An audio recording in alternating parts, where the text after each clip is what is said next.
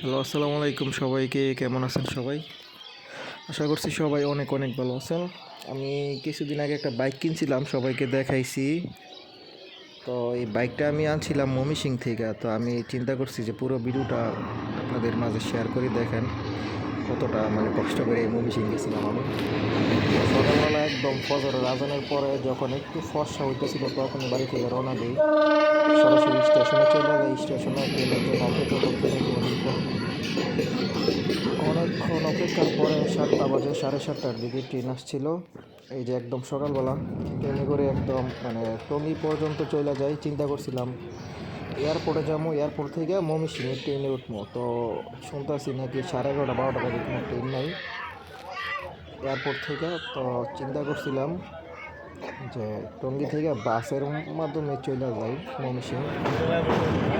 তো এই যে কোরাশাল ব্রিজটা পাস করার সময় যে ব্রিজের উপরে ভালোই লাগছিল। অনেক দিন ট্রেনের মধ্যে উঠি না।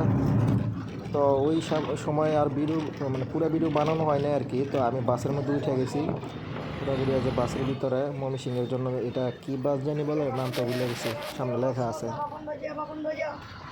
লোকাল বাস একটা আর কি, আলমেশিয়া। তো এই যে আলমেশিয়া বাসটা রাস্তার মধ্যে নষ্ট হয়ে গেছিলো।